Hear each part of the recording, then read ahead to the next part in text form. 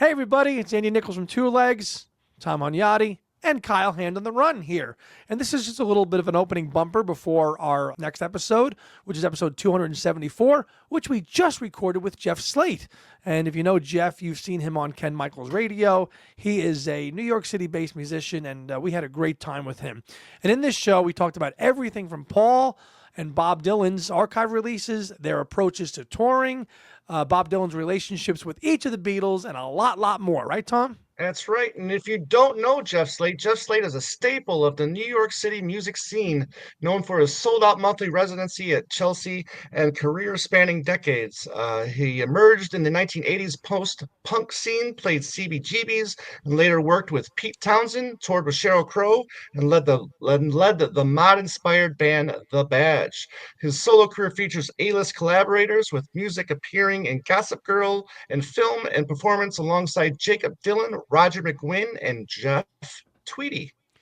Beyond music, he's co-authored books on Roy Orbison and Earl Slick of Double Fantasy and John Lennon fame, written liner notes for the Beatles and Bob Dylan, and even interviewed Dylan himself. His latest album, The Days of Summer, boasts contributions from Dave Stewart, Duff McKagan, and Earl Slick, with photos by rock photographer Bob Gruen.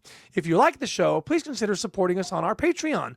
All our members get great tons of perks, including early access to our shows and access to our Discord channel, which has become so much fun since we launched that last month. Right, Kyle? It's just a great little thing to connect with people on and chat with all Macca fans alike. So join us there. You can find the link to our Patreon in the description below. So we hope you enjoy 274, and we'll talk to you soon. Take care.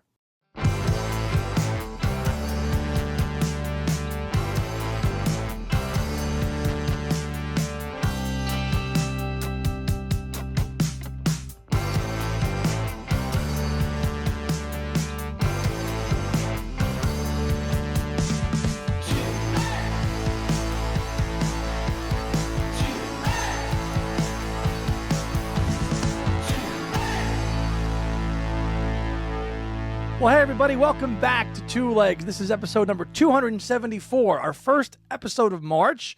And wow, been a busy few weeks for us in McCartney world and SNL and Bowery and everything else, but we have a proper episode and a guest for the first time in a while. My name is Andy Nichols, and I'm one of your two co-hosts here on the show. Joining me today is the co-founder of Two Legs, Mr. Tom Hunyadi. Hello, Tom. Andy, my friend, hello. It's good to be back doing another show. I mean, we did a lot of live shows there recently. You know, we even saw Ringo at the Grand Ole Opry. That was fantastic. That was a lot of fun as well. So, you know, we've had a lot to talk about. We have 2 weeks after seeing Paul at the Bowery. So yeah, we've been a little busy. Jeff, were you at that show too? No. I haven't.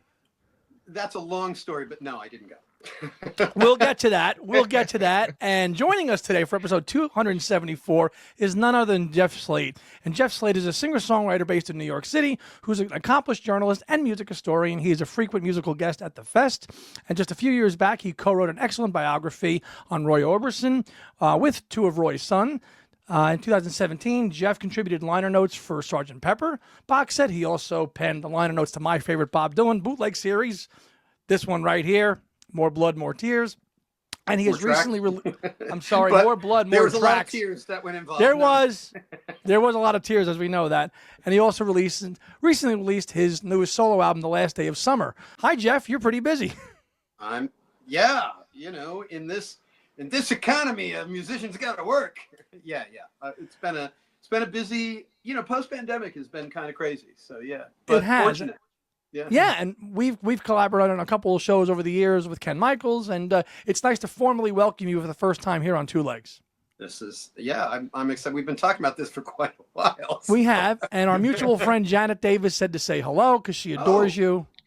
Our friend there at the Capitol Theater. I adore her. What was I there? Oh yeah. We did a run with the Wallflowers a couple of months ago, and they did a charity show there. So the night we were off, I went with them to the Capitol, but I did not see Janet because I was on the stage, not in the audience. But hi, Janet. Absolutely. Well, Jeff, what have you been up to before we dive into our topic? What's going on in your world these days? It's been a little quiet. For musicians, December, January, February is a little bit of a quiet period, kind of organizing 2025. But we went down south and did some shows. We just did a couple of George Harrison birthday shows here in New York City and upstate. We did a Keith Richards birthday show, which is always fun in Merry Keithmas in December, and all the usual stuff that you do. But the biggest thing in the last 8 months, I guess, has been the record came out. Yeah, and that was that was started. I mean, it's a long story, but essentially, just before the pandemic hit, so this is like early 2020, I was on the road, but Earl Slick and I had been commissioned to do a tour around the anniversary of Double Fantasy. And there was going to be multimedia and authors and Q&A, and also we were going to play some of those songs. And so we thought we'd make a record, to promote while we were out there. And then, of course, the world shut down. But I continued working on this record here at home, and then just started sending out files to, Slick did guitar, Duff McKagan did bass, got a couple of, all my all-star friends, some guys from Paul Weller's band, Noel Gallagher's band, Saucer Full of Secrets, like everybody who wasn't working. I basically said, hey. And so, because of the way things work, it was finished probably 22, 23. But that was the time when everybody was putting their records out. So, my label was like, look, they had targeted a couple of dates, and they were like, look, we can put it out on this date, but I think we should push it back because the Foo Fighters album comes out then. And then subsequently I think it should come out now. Oh, wait, Green Day's putting a record out then. So it was like every time, and any competition like that, you just get swallowed up. Any indie artist. So you try to look for a window when, when you can get on podcasts and get reviewed, and, Mojo isn't too busy to cover you and that kind of thing. So we ended up putting it out in May, but in the interim, I got to work with Dave Stewart. He did a track with me for the record. He's got a good Beatle connection there. Told me some George stories, which is always nice. And some Bob stories, which is always crazy. And since then it's been kind of promoting that. I mean, there were some shows that got canceled because of acts of God. We were supposed to be down in Gainesville when Milton hit, so that didn't happen, and things like that. But it's just a very, very, very busy year. So I mean, we in both of our defense, we've been trying to organize this for a while, but it's hard to make schedules sync up when you're like, I'm not home. I haven't been home a lot, which if this was during the pandemic when we were all at home all the time, I did 1 million podcasts because I had nothing else to do. We all could. That's all we could do. Right. I was like, yeah, sure, I'll be on your show. I've never heard of. But it's great to have you here because like we're a McCartney solo podcast, and you're a Bob Dylan guy. I mean, you cover everything, but you are known for your his authoritative take on everything Bob. So you are here kind of, and that's why we wanted to bring you on today, to talk to you about these two iconic guys in their 80s, still churning, still touring, still doing everything. I mean, have you had a chance to see Bob or Paul in the last year or two live? Yeah, I've seen Bob a couple of times. I'll be honest, and I get a lot of grief for this, and I am a huge McCartney fan. He was probably my first favorite Beatle because I was born in 1967, so Wings were really huge when I was becoming aware of music. Not that John and George and Ringo weren't, but because John was still alive, but Wings were like a thing, That summer of 76, 77, it was nuts how they were on AM radio, they were everywhere. But I gave up on him kind of a while ago live because it just doesn't bring me any joy at all. I just think, and I know it brings millions of people joy to see those songs performed by the guy. But I think around, when after the concert for New York, he did a tour, and I was like, went in 2005, and I really had struggled to get through the show. I think I'm trying to remember the last one. I know I went to Citi Field and did a fairly like relatively negative review of that, and was persona non grata to his team for a while. And I cover the archival stuff. I love the archival stuff. Course. I made, I did the 1973 box set was my box set of the year. For the Wall Street Journal a couple of years ago. That I just thought that Wildlife, Red Rose Speedway with that live, with the live over Europe. Oh my God, it was incredible. Yes. So I love him, but like I thought Egypt Station was just tragic. I just thought it was just like. But mostly his it's like if I want to go see Abe Laboriel sing a concert of Paul McCartney songs, I'll pay for him to do it. I don't want to, I don't need to go see him sing the songs. It's, Paul's sort of, his voice is greatly diminished. And we can talk about Bob's voice. I'm certainly, I get it. And I love Paul. And I hope to, there's stuff that I've been talking to his office about working on. I'm sure now they'll never take my calls anymore. but I don't make any secret of this, that I ultimately, I don't think this is going to hurt his, people say it's going to hurt his legacy. It's not. Because honestly, his legacy's intact. Yeah. Nobody's going to, in 200 years, their legacy stopped in 1980. People are going to consider 70 to 80 Beatles, and everything else is just going to be forgotten, because there's nothing really in that period memorable enough to stand out. Maybe a couple of things here and there.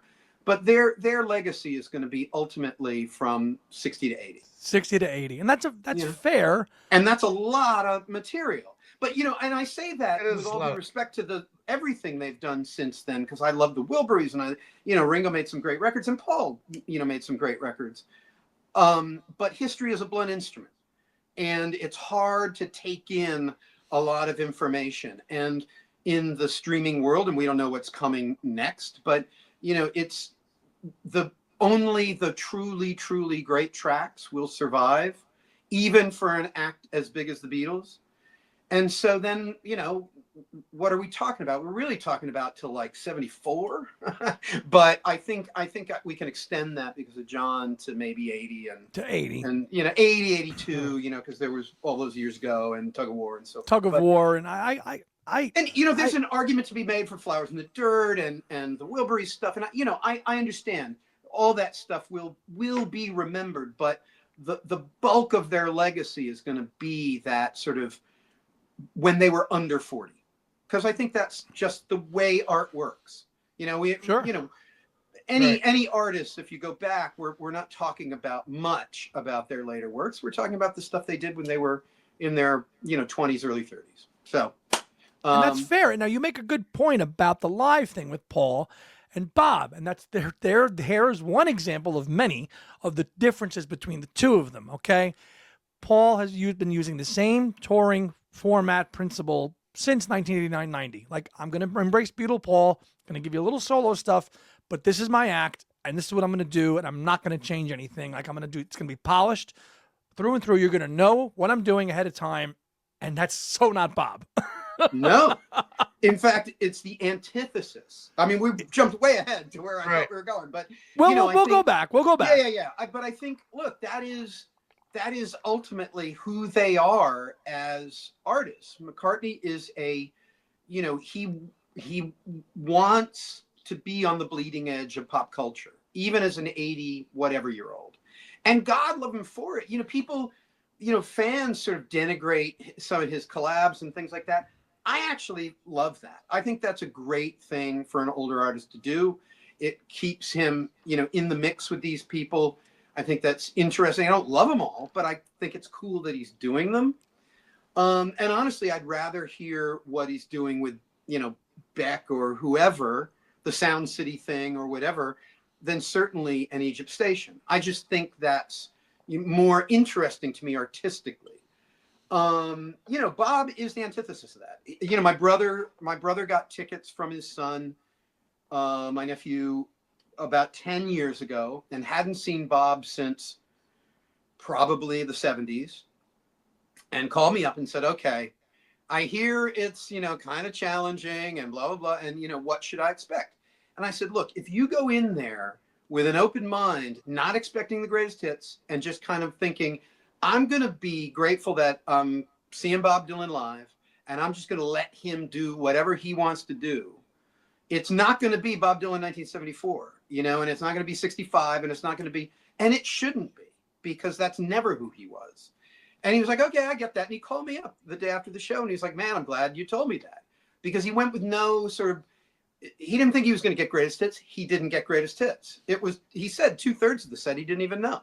So Right. it's like, Well, I'm glad you brought that up. I mean, we should be, should be grateful that you still have the opportunity to see these artists. So you got to do that for both artists. You can't just do it for Bob. You got to do that for Paul. We get criticized for not criticizing Paul enough. Right. But I was just going to say that, Tom. Thing, right. We apply that same thing to Paul, and saying we should, and people are vilifying us for saying the same thing about Paul. Just go in there and enjoy the 82-year-old voice, and people going, well, it sucks. But for Bob, it's okay.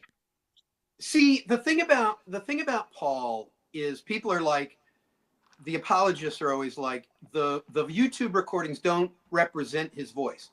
They do.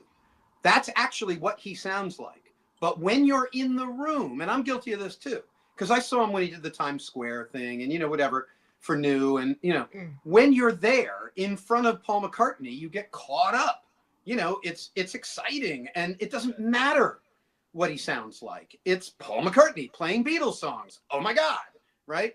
So I think, we need to be grateful for that. Now, did I want to deal with, we were talking about, you mentioned the Bowery Ballroom, it's like, I knew kind of it was happening, and I have an in, with The Office and whatever, and I thought, okay, well, do I really want to see him in this current incarnation? On the plus side, it's only an hour and a half. On the negative side, I fucking hate that band. I mean, I hate that band. I think they're a trashy, loud, garbage band. But, and everybody's like, hey, he was great. No, he's not. He overplays absolutely everything. If I want to see Keith Moon play or Mitch Mitchell play the Beatles, then I could get a time machine. But, but the other thing was, do I want to be in a room with 575 people crammed in that tiny little room for that experience and have to go through all, it's like, it just did not appeal to me in the least. So, right. There are, now, I get will I regret it if something happens to Paul? Absolutely. I'll be like, nah, I should have seen him that one last time. But that's life. We all have to live with regret. I missed George. I had a ticket, or a friend offered me a ticket to the Royal Albert Hall, and I didn't go. And let me tell you, I regret that. Yeah. And I criticize, and I get what you're saying with the Bob, because I criticize legacy acts that do the same show over and over and over again. I love going to see, like, Neil Young will don't care. He doesn't care if you don't hear Down by the River, and I love him for that. I have yet to see Bob Dylan. I'm gonna get it on my list to make sure I see him. As soon as he comes to Detroit, I will see Bob Dylan. But that's the one thing that I love about acts like Bob and Neil, is they still have the balls to give you a show where you're not going to know you might not know any songs on the set list, and he's not going to give a fuck. That's like, this is what I had to offer, and enjoy it if you want.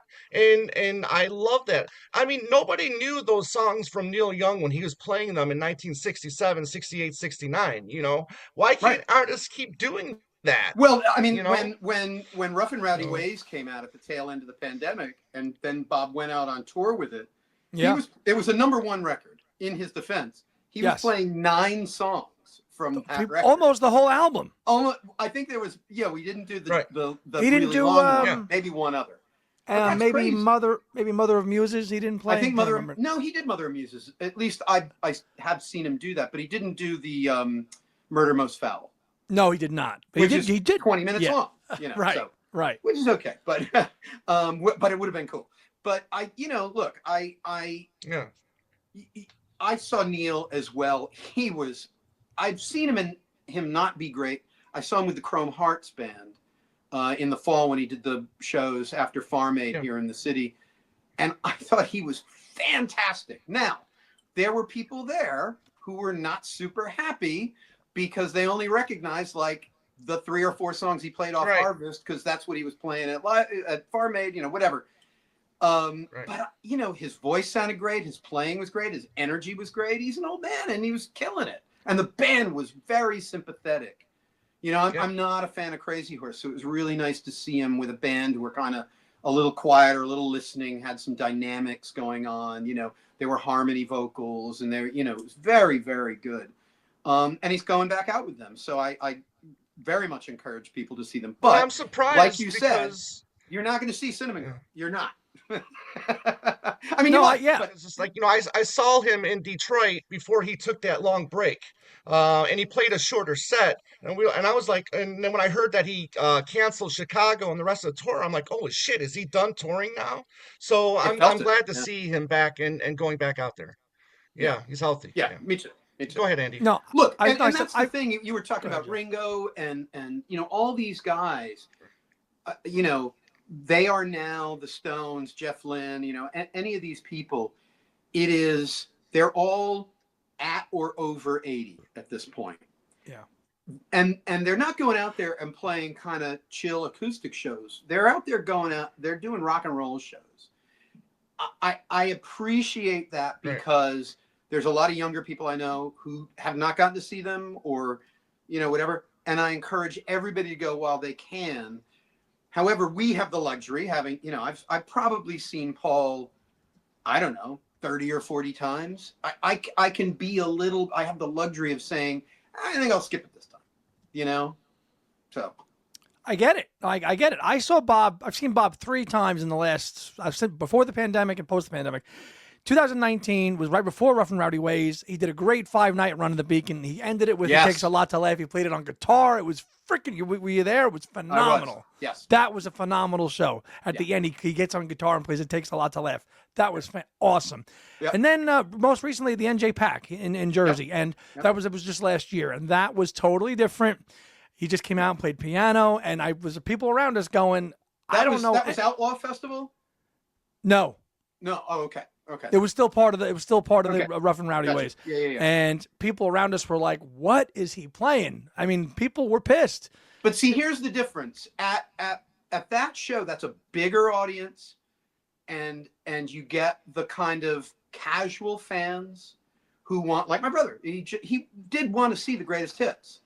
If you're going to the Beacon, there's only 3,000 people there. Yeah. You kind of know the show you're going to get from Bob.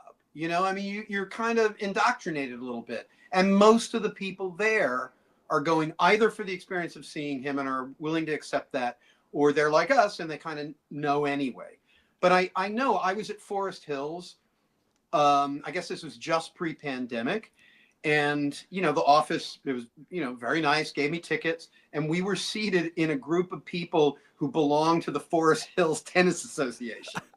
They were trashed. They didn't give a fuck. No. They were like shouting during Mavis Staples. But when Bob came on, they were loudly complaining, you know? And the security had to like talk to him a few times, you know, whatever.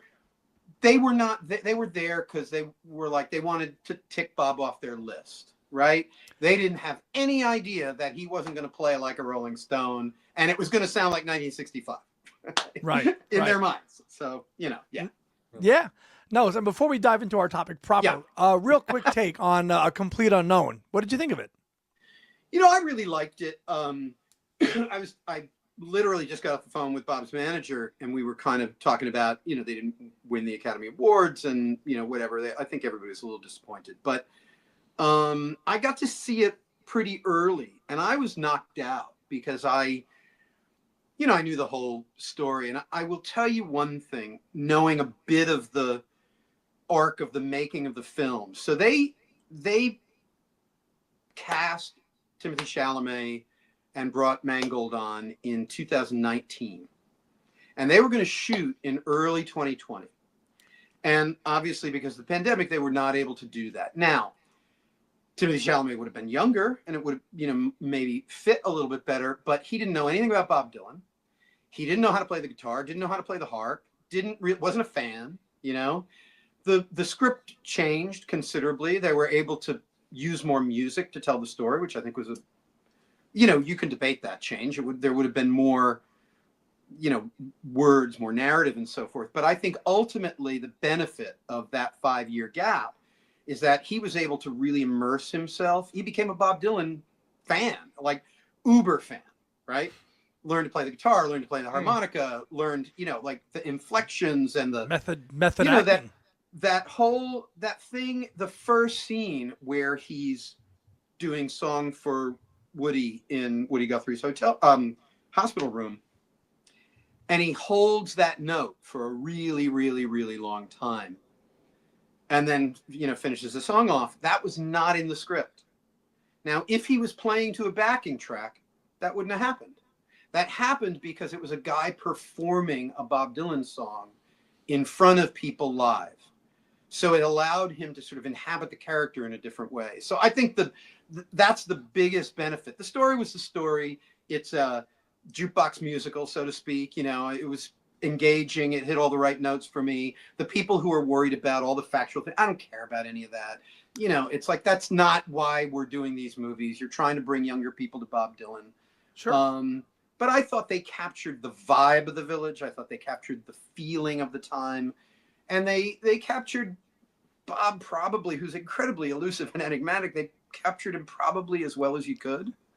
I was talking to a friend of mine who works for the Beatles the other day, and he was like, we were talking about the movie, and he's like, I just don't get how they're going to get those 4 guys in those 4 films. Oh. Now we're 2 years away, and I said, look, you're thinking, he's like me, he's sort of a second generation fan. I said, they've been part of your life for so long, you can't disassociate what they're actually like from a film character. Bob's a little more, not in the public eye as much as those guys. I think, for kids who are in a couple of years going to be 15, 20, 25, that's going to be the Beatles for them. Those young guys playing those characters are going to represent them in many, many ways. On screen, immortalized on screen. Them as the Beatles, right? So I think we have to remember we're old fuddy-duddies at this point. So I think it's, if that movie has brought, and it certainly has, new fans to Bob Dylan just as a historical figure, setting aside the music or anything, just as a unique character in the late 20th century as an artist, that's a great thing, right?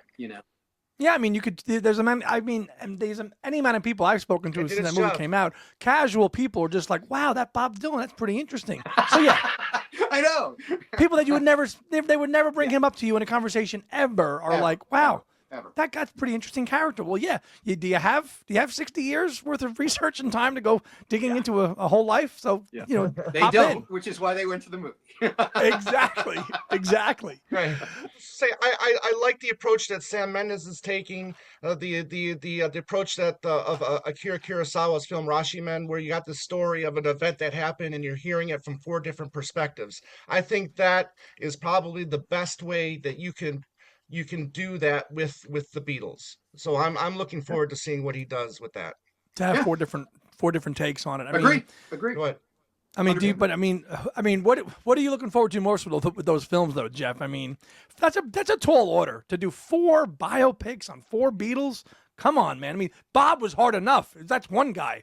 How do you distribute the equity? Of covering 4 Beatles in 4 motion pictures. That's a tall order. Look, I think from a storytelling standpoint, there's plenty of material there, right? The difficulty, I think, is, certainly you've got to make each of the stories, like you've got to make, and this is no disrespect, I love Ringo, but you've got to make Ringo as interesting as John, who, whenever you see the actual John Lennon, we take it for granted, but like I went, with a younger person to see the documentary, the one-to-one documentary, a preview of it. Right. And they were like, oh my God, every time he and Yoko came on the screen, it was like electricity. we forget, like, we lived in a time when John Lennon was around.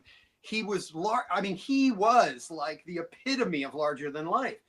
I don't know how you captured that. Like, for Elvis, he was a bit of a cartoon character. He was a bit burlesque, a bit cabaret. John was a really visceral person. It's really like, I loved, I thought Backbeat was very, very clever. That was, really good, but it was a John we weren't really familiar with. So I think, the trick is to get inside the story. In other words, don't, it doesn't have to be true. It doesn't have to be, it just has to be interesting, and it has to be something we don't know already. Because if it's something we can pick apart, and I mean that, even younger fans who are pretty serious Beatle fans. I mean, there's a lot of us out there. I think it's got to be, it almost has to be fantastical or fictitious for us to be able to go for the ride, because it's got to, if they start doing like when they went to India, like, we know the story so well. How does it, is it going to be a psychological thing? Well, that's not going to appeal to most people, right? So if it's going to be that kind of larger than life thing, it's got to be built up. It's got to be, and the other thing is, look, just look at the 1964 documentary. The only parts that were interesting were when the Beatles were on the screen. All due respect to all the talking heads, and it was, it was what it was. But then the Beatles would come on. You go, oh my God, these guys are amazing. Right, with the cleaned up sound with audio by Peter Jackson, which was fantastic, and that's why we're driving. That's what we want to watch. Yeah. That's it. We'll see. So we will. Now we'll be back here in 3 years to talk about it. 3 years to review them all. Now, the topic in hand, these two icons that, are still with us, started something in 1997 when we didn't really think this was going to happen, and came out with two fantastic albums that are still revered 25 plus years later. Flaming Pie and Time Out of Mind, of course, which won the Grammy in 1997. Both of them. I mean, for the time, I think Bob was 57 and Paul was 55, something like that. It was right after his heart thing. He was in the hospital. Both were nominated. Time Out of Mind won. And this started a period for both these guys, which continues to this day with this kind of, a lot of people call it, pop culture writers call it this late career renaissance. You can agree with that or disagree with that, but they are what they are. And it seems to think that from this point on starts a new era for both these guys with Bob and Paul. Now, very Paul prolific. Fans, very prolific, if nothing else. Yes. Prolific. Now, we as Paul fans, we know Paul's history before Flaming Pie. Jeff, tell us about Bob before Time Out of Mind, say from Oh Mercy to now. Paint us Bob's 1990s up until this point. I think it's easier. I was thinking about this. We did a little pre-interview, and I think it's easier to just sort of start mid 80s.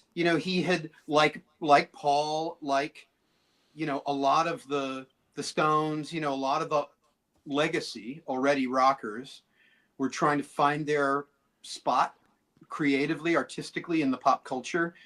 Were they still supposed to be making hit records? Were they supposed to be making, top tens? Were they now album artists? What were they, creatively? Should they be embracing drum machines and breakdancing? Or should they be, so I think that was a really frustrating time. Paul's a great example of that, because he was really throwing shit at the wall to try to find, getting to Flowers in the Dirt was really painful, living it in real time. I loved some of those records, and I thought there were great moments in there, but until he sort of hit his stride with Flowers in the Dirt, and then was like, okay, I kind of feel like I'm not making number ones anymore. I'm making records for my core audience that maybe other people are going to embrace, which I think is frustrating for him, which I get. He's Paul McCartney.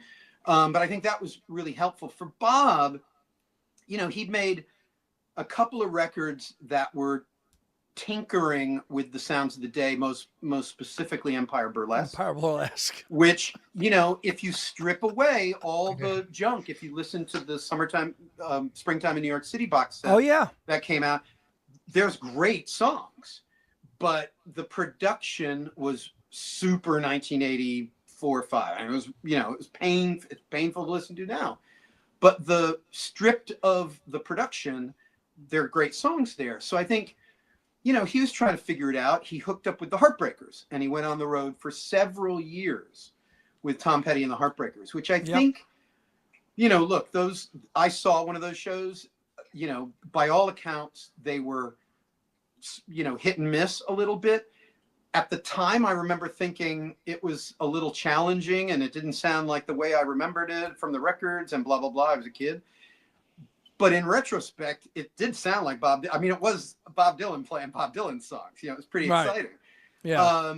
But it led him to get a rock and roll band and start playing rock and roll and the Never Ending Tour, which is just hitting the road and playing, arenas one year and high school gymnasiums the next. Just playing literally everywhere he could. Anywhere and anywhere. And he, the band members floated in and out and have floated in and out, but they were largely, he would sort of find a good group and then mine that for a while and then, sort of shake it up and then mine that for a while and shake it up. So, that led him to make a record with Tom, Knocked Out Loaded. The Wilburys records happened in 88 and 91. I think that was a complicated situation, if his book Chronicles is any indication, but I do think hanging out with a bunch of guys who were at a really high level is good for any artist, even if you're Bob Dylan. Down in the Groove was not a great record. Oh Mercy, which he made with Daniel Lanois down in New Orleans, I think was, again from Chronicles, it was a difficult birth, but it's a great record. It still holds up as a great record. I think the album that followed it, Under the Red Sky, suffered from not having a producer proper and suffered from the fact that he had burned out on writing 2 Wilburys records, and being out on the road a lot. He just didn't have a lot of material at the time. So he went back and he made 2 folk records, essentially. He made Good As I've Been to You and World Gone Wrong. Anybody who was interested in A Complete Unknown, this is mature Bob Dylan playing folk songs. And it's really, really interesting. They're 2 of my favorite Bob Dylan records. But, that then, he had the health scare. His son was an up-and-coming artist. Bob is nothing if not competitive. His contemporaries were finding their feet artistically. And I think that if his contemporaries are making great records and having hit records, Bob wants a hit record. And, I can't say that for sure, but I just feel like he's the kind of guy, we were talking about More Blood, More Tracks and Blood on the Tracks. 1974, he wrote that record from all the research I did for the box set, because he was like, okay, there's Neil Young, Joni Mitchell, Jackson Browne, the Eagles, and, James Taylor, all these people who are writing in that sort of singer-songwriter thing, writing what were considered great songs. And he was like, step aside. let me show you. I'll just dash off a couple of things here for you. So I think it was similar with Time Out of Mind. He wanted it to sound different and contemporary, but those songs are really, the whole album is among some of his best. If you made a list of, I don't know, the top 100 Dylan songs, they would probably all be there. So I think that's a really interesting pivot to go from, really frustrating, really lost, to folk records of traditional music, and then bam, a hit record. I mean, I remember when Time Out of Mind came out, I was really anticipating. I was just a fan at the time, and I had a temp job downtown at I don't even remember, like a law firm or something. And I went to J&R Music and I bought it on the day of release, and I went to City Hall Park and I put on my CD Walkman, and I never went back to work. Right? I was like, fuck it, it's a temp job. It's a temp job. I'm going to listen to the new Bob. Oh, J&R Music, nothing like it. I was never meant to have a real job. But anyway, so whoever those people were, I apologize. But I think that really was, it really was like, just from the opening notes of the very first song, you're like, wow, this sounds different. He sounds great.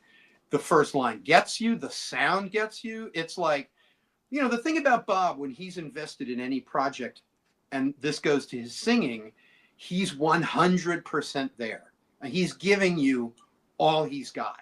And a guy who's got that much to give can't help but be great. So I think, Time Out of Mind and Love and Theft, a very, very different record because he produced it in Following It Up, which came out on 9/11.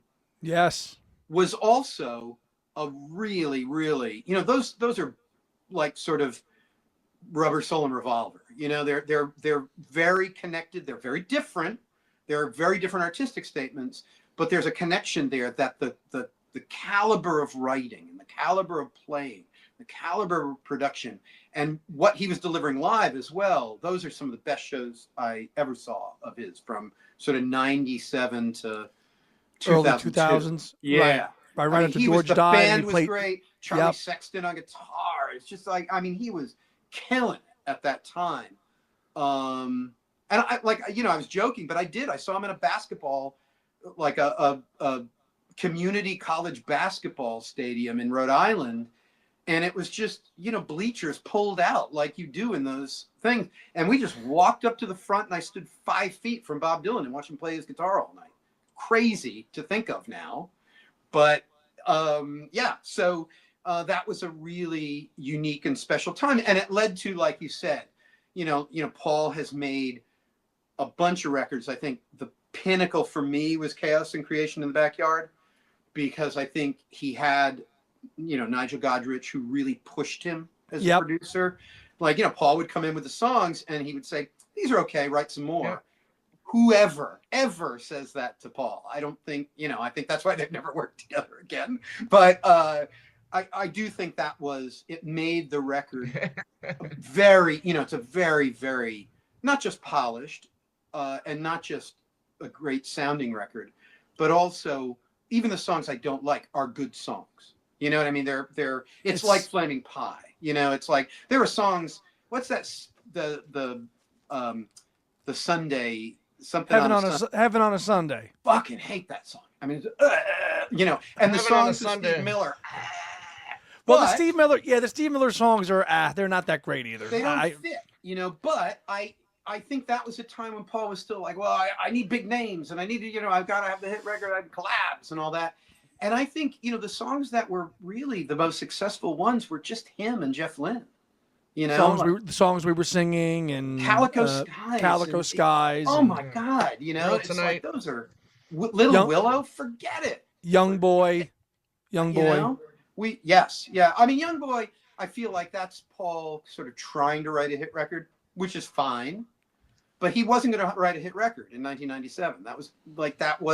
He was in his late 50s. But for him, this was such a big comeback for him because it's on the back of the anthology, which had done so well. So this caught a lot of the anthology kind of, backed us. And he was everywhere promoting it. Right. So after, Off the Ground doesn't do so hot. I like that record, but I do. My partner doesn't, but I do.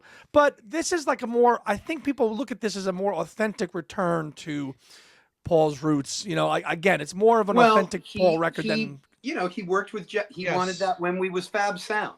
He knew that was going to push certain buttons in not just his audience, but the sort of casual fans. So that when those songs came on and they had that anthology George Cloud9 sound, it was a familiar sound to Beatle fans. And it is. And it was so funny to see Paul jump to work with Jeff because Jeff was such a George guy.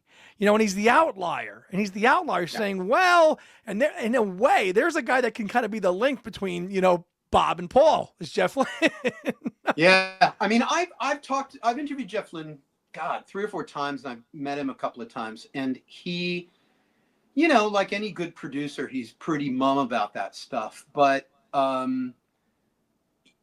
think the thing that he got from working with Paul, and certainly Paul at that age, was just how, effervescent his creativity is. Like, he almost can't make a hit record. He's like, of whoever it was. Somebody recently told a story on a podcast about being in the bathroom with Paul, and Paul was at the urinal whistling, and he was like, it sounded like a fucking hit song. He's whistling while he's peeing, and it sounds like a hit song. It's like he almost can't not do it. And I think Bob and Jeff Lynne, I don't think they were ever as tight. They're sort of the last men standing, but I never got the impression that, I think Bob was really excited to work with Roy. When Roy was gone, it was more an obligation, but I know he really loved George, so he would do it for George. And he was pretty tight with Tom. But look, I asked Tom Petty, like, what's Bob like or something, when we were just chatting. This wasn't on the record or anything. And he was like, he's much funnier than people realize. And he went on a little bit, but he was kind of vague. And I was like, well, aren't you friends? And he was like, I don't know. And I was like, wow, they toured the world together for 3 years. They were in the Wilburys together, and you don't know? Like, what is that? What does that mean? Because he's kind of an enigma. I mean, you watch that Mr. Blue Sky documentary, and he holds the cards back a little bit. And when he does show, like when he talks about being told they're playing Beatles stories, and he's like, just Jeff, listen to these, listen to these records, check these out. Want me fucking check them? You want me to listen to them? Like when he shows that side of him, then you can kind of get a little glimmer of like, okay, here's a guy who's actually, he's telling us a little bit about what these relationships are like, but from everything you've told us, Jeff doesn't really do that. So, I mean, it is interesting to see where Paul went. Out of the anthology, he just grabs Jeff Lynne for a couple of tracks on Flaming Pie. Did not see that coming in 1997. And Jeff Lynne, like, really? I mean, after the Wilburys and everything else like that, now Paul's going to grab him for a couple of tracks, but it worked. Yeah, I also think we're terrible at psychoanalyzing these guys, but I always feel like there was such a competitive edge to Paul and George. In the 90s, George was having the hit records. Paul was he did the big tours, but George had been very, very successful numerous times over Cloud Nine, Wilburys. From Cloud Nine, Wilburys, the live album. This is all, people wanted to work with him. Yeah. And I think, Paul's like, wait a minute, that's my spot, right? I'm the older brother. He's always got that thing. Anyway, that's a whole side story. But that's a sort of potted history. There was Modern Times, Together Through Life, the Christmas record. Well, the Christmas record is great. I don't care if anybody says it sucked. I love the freaking Christmas record. I agree. I played it 10 times this Christmas. Tempest, okay, good luck in your house. Tempest, I thought, was a really great record. Had Roll on John about John Lennon. Then he made the five Sinatra records, which I loved and really showed that he could sing when he wanted to. And they're beautifully, they put my Valentine to shame. Those records, the interpretations, the playing, the way they're recorded. There's no trickery on the voice. It's like, it's Bob singing those songs with really, really beautiful. So you said there was really 5 records. I thought there was only 3 between Shadows and Night. Well, there's 3, but Triplicate was 3 records. Oh, a triple album set, right. So which I think the triple album, yeah. I think that's the crown jewel out of all the Sinatra tribute. Triplicate is the best. I was on another podcast recently. We were having this conversation. I said Triplicate, and everybody was like, "Oh, I like Shadows," or I prefer. And I the thing about it for me is, I felt like he'd figured out really how to own those songs by Triplicate. His version of I Could Have Told You is phenomenal. Crazy. Phenomenal on that record. And then of course there was Rough and Rowdy Ways. And by the way, while all these records were coming out, because that was the #1 record, he's putting out box set after box set after box set of, forget about the ones that are retrospective. I'm glad you brought that up. He also put out Telltale Signs, which was a bootleg series from this period, right? Of stuff from the late 80s to the early 2000s. And that's a magnificent record in itself. So I think this is a real Cross the Green Mountain. Oh my God. Amazing, you know, an amazing song and totally overlooked. But I think, you know, I understand why writers get so breathless talking about this period, because if you're younger like me and you didn't live through when he was putting out Blonde on Blonde or whatever, or even Blood on the Tracks, it's so amazing to see an artist do this, you know, one time after another, that you can't help but treat it as great. Now, are they on par with some of those mid 60s records or that kind of Blood on the Tracks period? Well, probably not once we have his whole catalog and we're able to look at it retrospectively. But living through it, it's amazing to have an 80-something artist giving us this level of art. Agreed. Tom, go ahead. Yeah, I liked his approach of his archives. Okay, he's not like releasing an album and then giving you like outtakes and little snippets here and there. I like just like the all the outtakes that he's putting in. You know, for whether it's 4 CDs or 10 CDs or you know 20 CDs from a live tour or whatever. I like that approach. Because he doesn't need the album to sell the work. The work speaks for the work speaks for itself. And I think, you know, Paul fans, I think we want that kind of stuff too. We want more outtakes than what he's given us, more demos, See, more take this, more take that, you know. So it's part of Bob's career that I like a little bit more is his approach to the archives. Yeah, I mean, I think knowing a bit about how this works behind the scenes, Dylan's attitude toward his bootleg series is, that's a parallel universe. It has nothing to do with me. Go ahead and do it. He's not going to promote it. He's not going to talk about it. He's almost not even going to acknowledge it. It's like, if the record company management want to do that, whatever. Go ahead.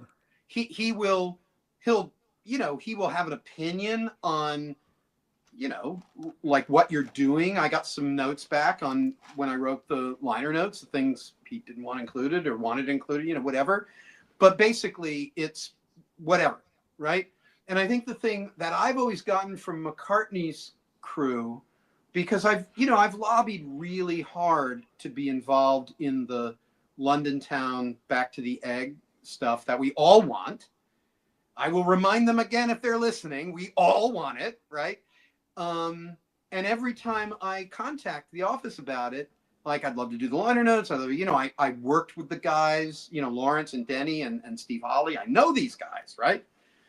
And it's like, well, he's got this other thing. He's got this new project, right? And I'm like, okay, you can do both, right?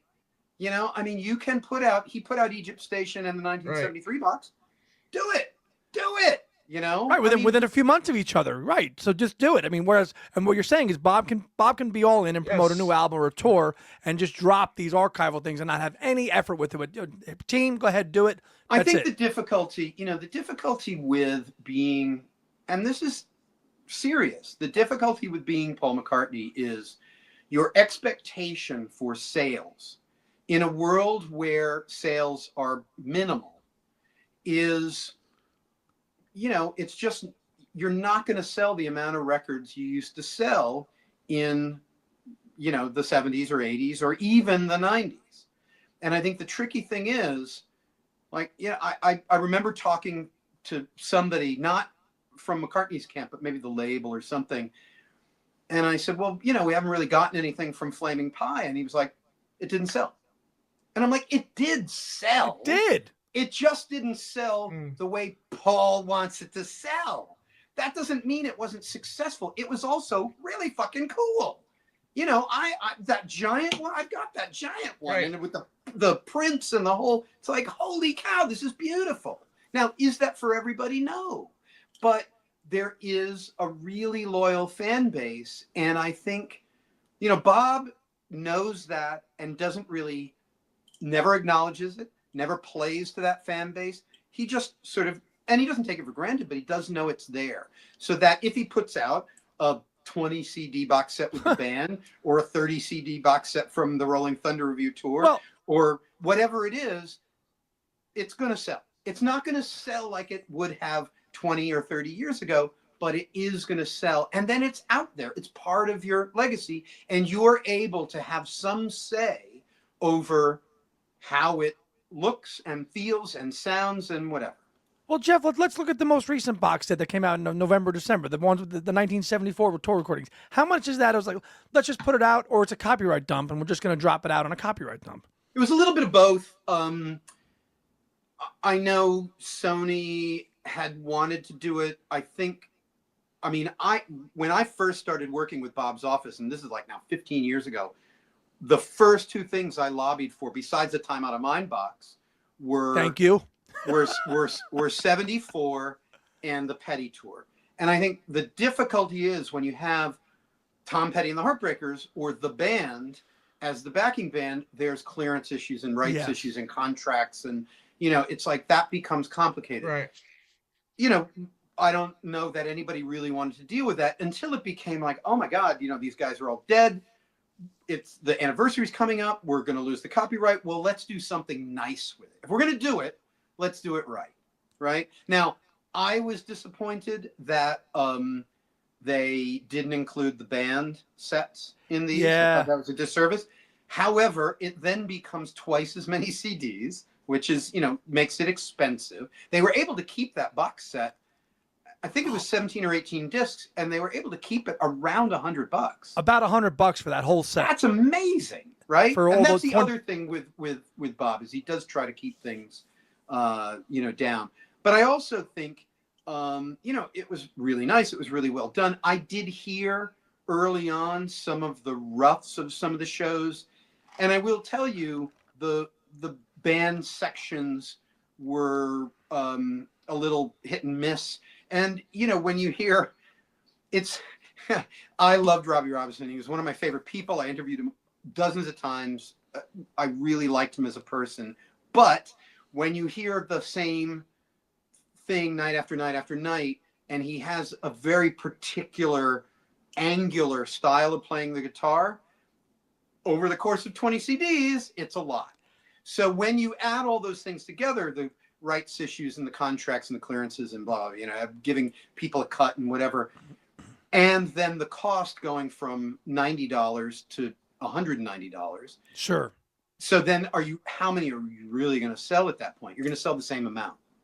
So, it was just easier to do the Bob. I'm guessing on this. I don't have It is. It's just, it's marketing. And I would love to just see the both teams and their decisions upon why. It's not like Paul doesn't like releasing this stuff. They just have very different visions for how they want to market their archival stuff. Well, Paul's starting to do it. I mean, one hand clapping. I'm sure you got a taste of that and everything. And he's it's not like he's not embracing it. He's just doing it in a much different style than Bob.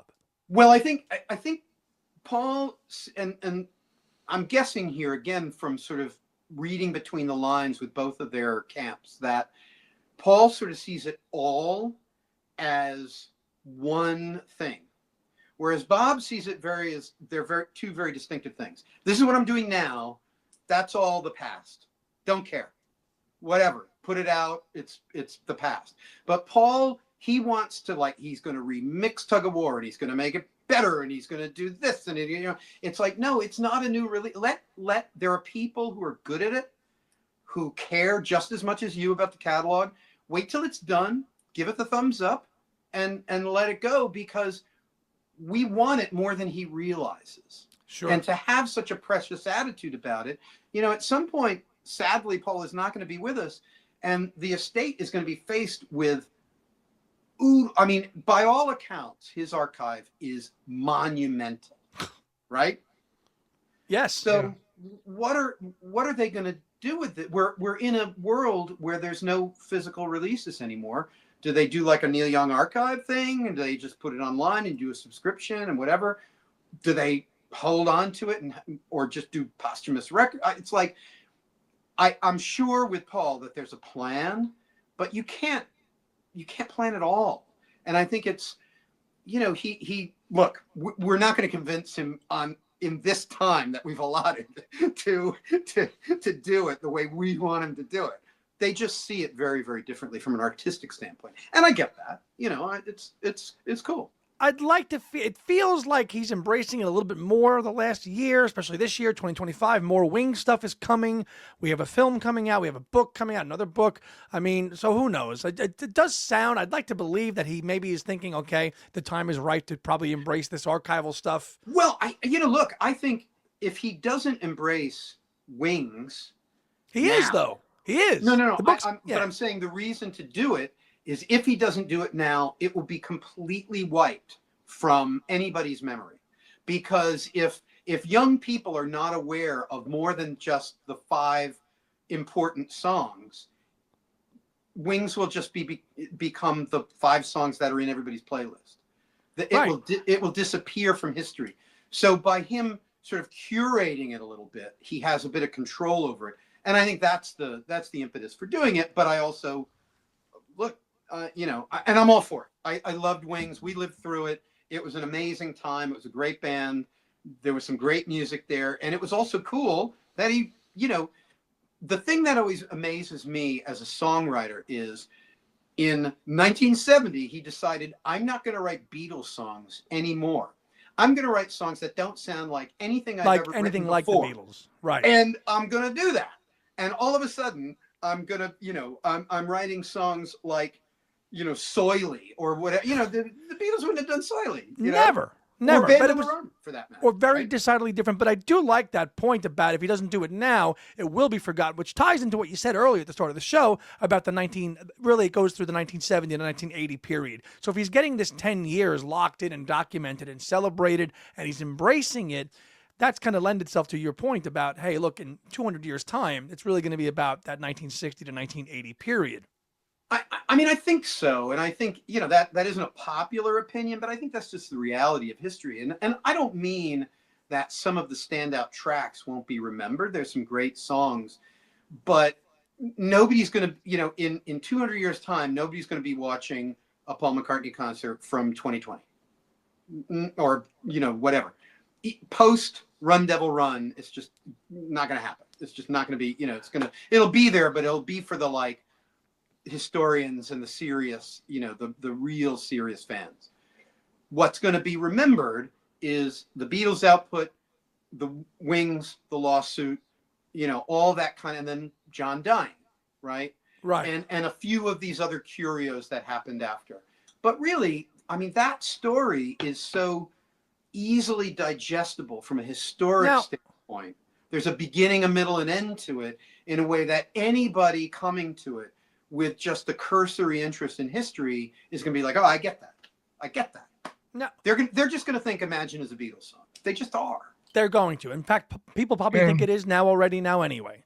My Love Beatles, right? Band on Their Own Beatles. I mean, I do you blow his mind, but it's like, do you think people will look at Bob Dylan's catalog the same way? Like, in other words, they're not going to look at anything from this period we're talking about from Time Out of Mind on. People think, I mean, we love all this music, but what are people going to really go back and buy? Are they going to go back into? They're going to go back to the classic 3 from Highway 61 and Blonde. With any artist, if there's 5 or 6 records, that's a lot, right? So he's made almost 60. I think it's hard to imagine, and with all the bootleg stuff, it's hard to imagine anybody digging in like that. I think the tricky thing with Bob from a historical standpoint is that he was so prolific for so many years and had wore so many different hats. He was a folkie. No, he was a folk rocker. No, he played country. No, he was doing gospel. No, he was a shouter at a circus. No, he was, the Tom Waits late period. It's like, oh my God, anybody trying to figure that out is going to have a really difficult time. So I think the more interesting question is, does it become more about him as a writer and a poet or an artist, big letters, because he has I know people in Europe, crazy as it sounds, who collect his art. They're not so interested in his music. Wow. This one guy, he owns a car door and a gate, and he has a bunch of his paintings, and he's really into Bob Dylan, and he feels like he's making this huge investment because when his grandkids get his estate or whatever it is, they're going to, like, maybe he's going to be a painter to successive generations. Maybe he's going to be a welder or some, or more an artist in the traditional sort of Renaissance sense than Paul is going to always be Beatle Paul. Yeah, but he's done his share of artwork too, though. Yeah, but no, yeah, okay. Yeah, he has not. Yes. Not on a lot. He's done some things, right? But it's also not something he is. I mean, Bob is always doing series. He's selling these right every couple of years. He has a new series of paintings he's showing and selling and whatever. I mean, it is something he has mined. Whereas Paul will be for posterity Beatle Paul. And he has willingly embraced that. I was just going to say he created that himself and willingly said, "This is what I want my legacy to be." And look, Mark Lewison was here a year or so ago when he was at the Beatle Fest, and we all went out to dinner, and we were talking about it. Right. And he was saying, except in New York City, where John lived. We were at that dinner together, I think, actually, in Jersey City. I think so. I thought so. I couldn't remember, and I didn't want to speak for you. But he was saying, except for in New York City, when you travel around the world, Paul is the Beatles. The Beatles are Paul. Because he has played for so many years in so many territories around the world that bringing the Beatles music to Sao Paulo or wherever it is, Japan and Australia and whatever, that he is synonymous with those songs. And people who are young or people who are not that deep into it, they just feel like they went to a Beatles show. He's Beatle Paul. And John has kind of been forgotten, which blows my mind. And I know, but would certainly blow John's mind. 45 years later almost, but it was, and it's a sad fact. It is, but we're so passionate. We're scholars of this stuff. We're studiers of it. We've absorbed it our whole lives. And the last 25 years plus the music that Bob and Paul have given us, I would like to think it'll be remembered, but I know what you're saying, that in the grand scheme of things, we're gonna pass away. It's not gonna live on. I mean, maybe the diehards will. The diehards might. But of course.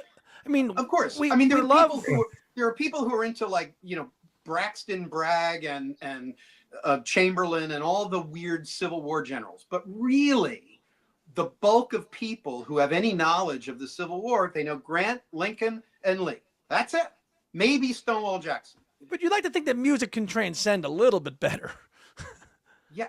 In 200 years from now, we don't really know that people will be listening to music. Certainly not. Well, all you got to do is just look at the comments on Facebook groups and everything. Paul hasn't done anything great since Wings. I mean, I've been seeing these kind of comments for the last 20 years, and it's sad that people don't give the time to listen to their newer material, and they just want to live in the past.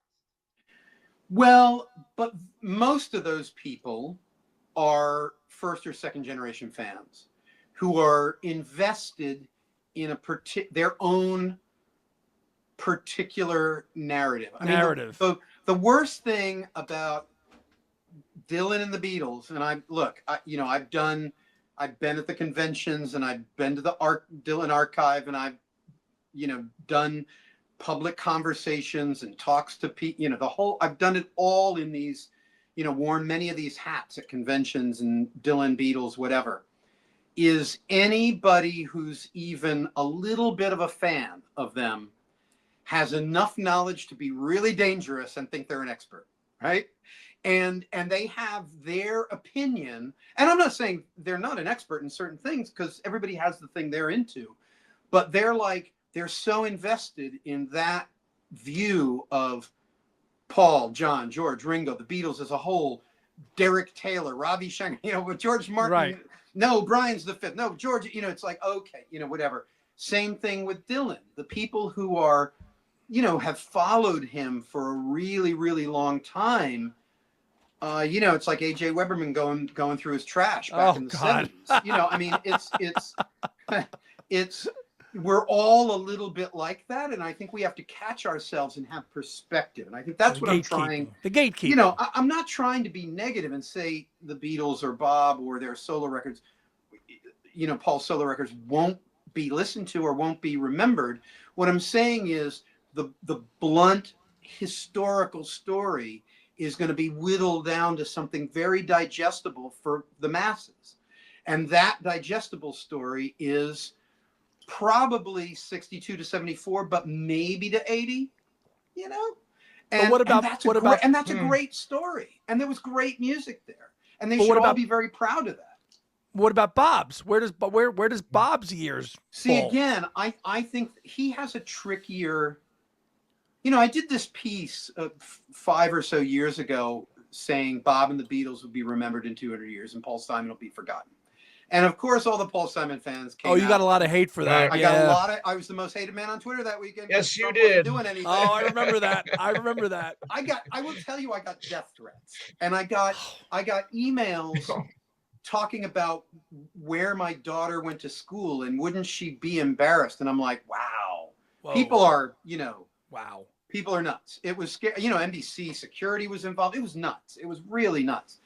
Because, there were some celebrities who picked it up. And then that Rick Beato guy picked it up. And when you have a regressive take on it, or you're just going by the headline, then, yeah, I get it. That's an offensive headline. But if you read the story, I wasn't, Paul Simon is great. He wrote great music.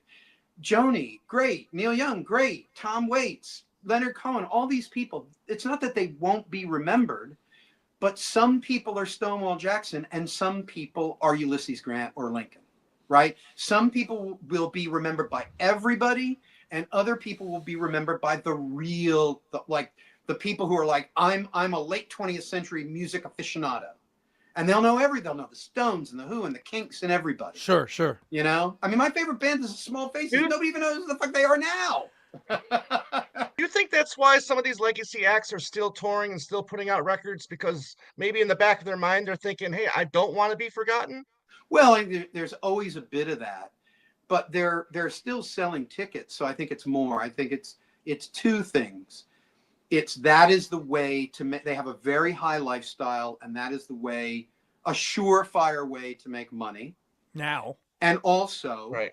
Most of them have been through at least 1 or 2 divorces, and you get, you got to pay those lawyers and alimony somehow. And a tour will do that. That's just, there's a mercenary, but I also think there is no doubt that somebody like certainly Paul or Neil Young or whoever it is gets something from performing to stadiums of people singing "Na Na Na" at the end of "Hey Jude," or freaking out when the fireworks go off during "Live and Let Die." That's an exciting thing, and to bring that to people all over the world, and to you're guaranteed to go home as the artist feeling like euphoric. You can't help but feel great. That's I totally understand why he doesn't want to give that up. Right. The only time I can think about Bob in the last 30 years is that live performance of Hard Rain from Japan in 1994 with the strings. Oh yeah, that's right. And I think it was, and I think it was kind of a bigger crowd. It was like I wouldn't say like it's a Paul type crowd, but it was not an intimate theater type thing. Yeah. How many? That was a wonderful performance of that song.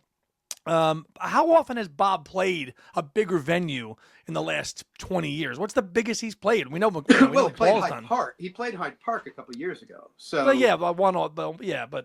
aside, no, because he did 3 or 4. He did a show in Scotland and a show in Ireland and Northern England plus Hyde Park. They were all, like 300, 400, 500,000 people. They were all giant shows.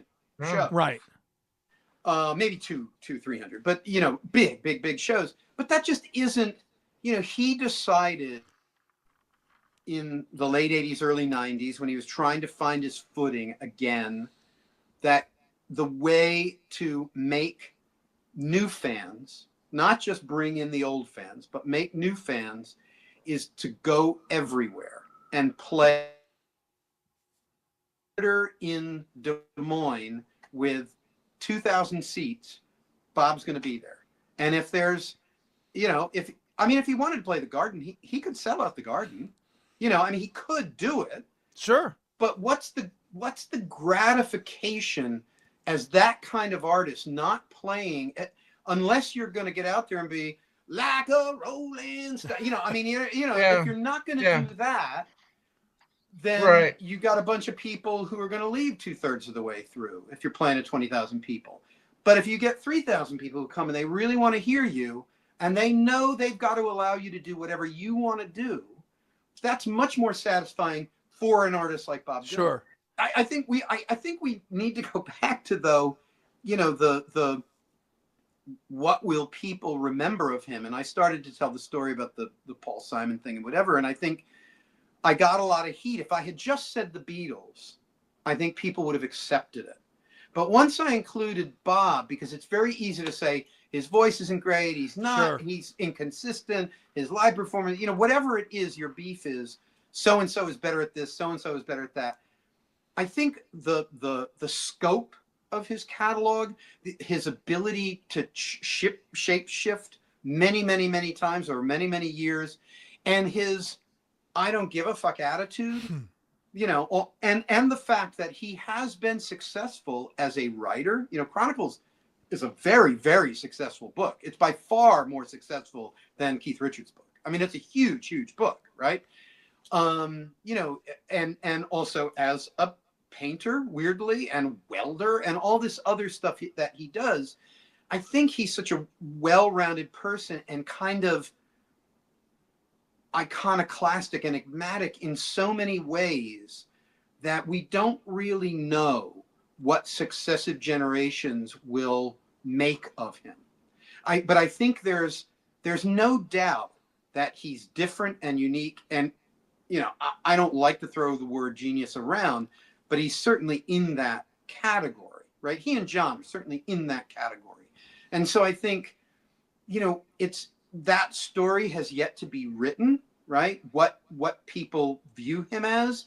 But I think if you look at any of his contemporaries that people point to, Leonard Cohen or who are considered great songwriters, Neil Young, Paul Simon, whatever it was, the only two that I think people will maybe try to make sense of from a purely artistic standpoint are Leonard Cohen, who had a very limited capacity as a musician, not capacity, but a limited kind of style as a musician, or Joni Mitchell, right, who has been all over the map just like Bob and really followed her muse.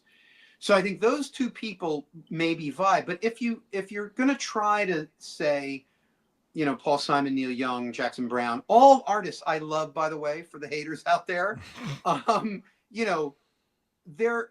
they were just singer-songwriters. Now, they were great, and they have songs that will be sung forever, but they were also just that one thing. And they are not remotely in league with the Beatles. So when I accounted for Dylan and the Beatles, I was trying to pick, two sides of the coin. The Beatles were the absolute pinnacle of what you can do as a group, creating music. Greater than the Stones, greater than the Who, greater than the Kinks, and all of those bands would agree with that, right? So who were all great in their own way, right?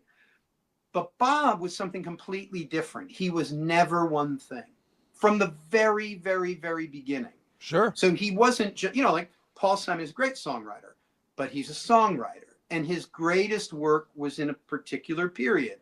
And he had, certainly he had a great solo period from sort of, early 70s to early 80s. But that being said, he's a songwriter, nothing else.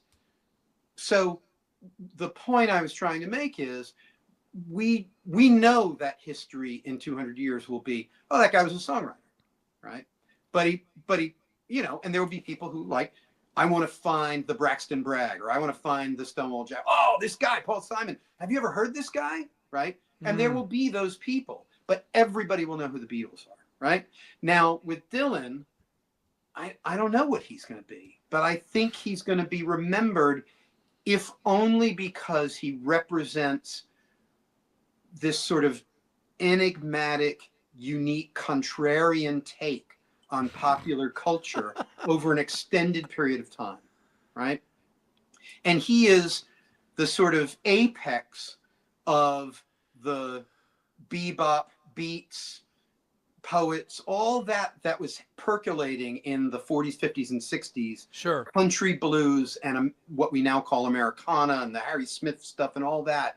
He made that all real for the masses, right? He brought Allen Ginsberg and Kerouac and all that to people like not just us who are completely obsessed with it, but like all the kids who were, going, 15, 20-year-old kids who are going to see a complete unknown are like, who's this fucking Woody Guthrie guy? He's pretty cool. Right. And all he did was sit in the bed, but they know there's something there. I mean, that guy, if Bob Dylan, this, wild character, idolized him, I want to know who that guy is. By all accounts, people are discovering Woody Guthrie.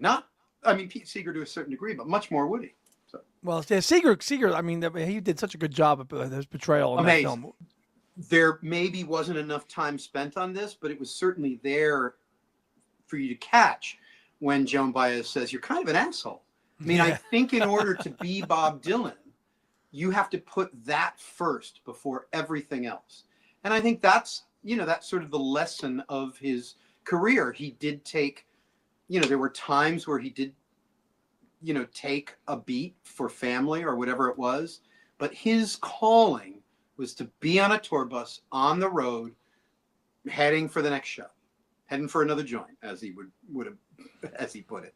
So I think that's a singular thing. That's Woody Nelson, Hank Williams, who didn't last very long, but and that's the thing too. We don't know that, 100 years from now, 200 years from now, it might not be any of these people. It might be Bruce. It might be, it might be Willie Nelson. It might be Johnny Cash that people discover. It's really, really hard to tell. I argue for the Beatles because from a historical standpoint, there's a beginning, middle, and end. It's an easily digestible story. And there's the beauty of that brotherhood and all the ancillary characters to it. It's just such an amazing story. With Bob, his one person sort of his iconoclastic take, more than certainly Elvis or some of the other people we've talked about, that contrarian thing, the enigmatic thing, and the fact that he represented this sort of subculture, I think will last. I think that's the thing that will carry. Will it be for everybody? No, Bob Dylan was never for everybody. But people who are, the people who study Rimbaud, or the people who study, Picasso, or the people who study Pollock, and really get into those people, they get into them because they're such unique and iconoclastic figures. Picasso's a good sort of corollary, to Bob, that, he had this long career with many, many different things that he did, different periods and different, guises, and there was sculpture and there was painting and there was this and there was, there was womanizing and all this, he's a very larger than life character, but ultimately the art he produced was unique many, many, many times over. And I think that's sort of the corollary I see to Bob Dylan. Where Bob is going to be. We'll see. We'll see. We've got a couple of questions here. That's just we won't. We won't. Maybe our kids will. Maybe. You're right, Jeff. Maybe. We've got a couple of questions from our Patreon subscribers that we'd like to ask Jeff here. Again, with Paul and Bob and their relationship. During their common time on the Columbia label, was there any chance of a collaboration, or was there any interaction during that time period that you know of, Jeff? Not that I know of. Not that I've ever heard of, and it's certainly something I would have been interested in. Paul was on Columbia very, very briefly. I mean, it just was 6 years. Yeah, 6 years. But relative to his career, the thing is, that was a time when they crossed paths. But I think, look, just by the regard that Bob holds Paul in, and the regard that Paul holds Bob in, I think Bob always felt, and this is, again, I don't know, but I know probably more than some people, I guess. I think Bob was always a George guy. He always connected with George. And I think there's an easy way for any fan to look at it. if you're Bob, who's, you know, I think a competitive, egotistical person, and you're Paul, I don't think you want to be friends with somebody who's you're not in direct competition with, but certainly who, like, if you walk in the room, you want to be Bob Dylan, you want to be Paul McCartney. With George, I think George was excited by Bob to be treated as a peer. And I think for Bob, it was exciting for Bob for somebody to be that interested in him as a person, because he caught George at a point in his life when, you know, George's mom was dying. You know, the Beatles were over. He was trying to sort of find himself. He was looking for friends. And here was this guy that he really loved as an artist, who was treating him as a peer, not as a kid brother, not as a nuisance, not as, oh, George, there's another song we have to learn, not any of that, but treating him as an equal, right? So I think for both of those guys, they were getting something from that relationship. I also don't think, you know, Bob is, you know, his collaborations are very few and far between. It's not that he doesn't do them, but they're clearly delineated. You know, there have been people he's written with, but it's like, you know, they'll write the words and he'll write the music, or, you know, they'll produce him, but that never ends well. I think, you know, they always had a mutual respect. Bob has never said a negative word about McCartney, and McCartney has never said a negative word. Well, but that's not. I don't read that as negative. The great quote about it, how he was in awe of him from 2007. That was that great quote that he just said. He goes, "He's the only one I'm in awe of," and that was a great quote. I mean, but you're saying meaning the only Beatles. Is that what you mean? I don't think he meant that. Yeah. Do you think that Bob and John were just too big and colossal to ever really, really, truly coexist, despite them wanting to just put those two together? I mean, one of the most interesting aspects of that new one-to-one documentary is, you know, the one-to-one concert happened because they couldn't, or they shouldn't, get together that tour to try to get young kids to vote and vote against Nixon and blah, blah, blah. You know, they were going to tour around, and John and Yoko were talking to Bob about coming out on the road with him. And at one point, it was like, because they knew A.J. Weberman, if A.J. Weberman apologized to Bob, then Bob was going to go out on the road with them, right? It's like, do us a favor and we're going to, you know, like whatever. And you know, what obviously happened was, because he was being followed and the Nixon administration wanted to, you know, deport him and whatever, it became the one-to-one concert, the single, well, two shows at Madison Square Garden that was for the one-to-one charity, you know, for the Willowbrook home out in Staten Island. And it had no real political connotations. You know, there obviously John was always talking shit on stage, but it wasn't, you know, it wasn't billed as what it was going to be. Jerry Rubin and Bobby Seale and all these other people and the MC5 and the, you know, Elvis Memory, and, you know, it wasn't going to be that, right? But it would have been interesting. But I do think, so I think they were in contact, and I think they certainly liked each other. You know, there's that great story of the film footage, I'm sure every Beatle fan has seen, of the two of them in the back of from the D.A. Pennebaker. You know, Bob is like, you know, Bob throws up.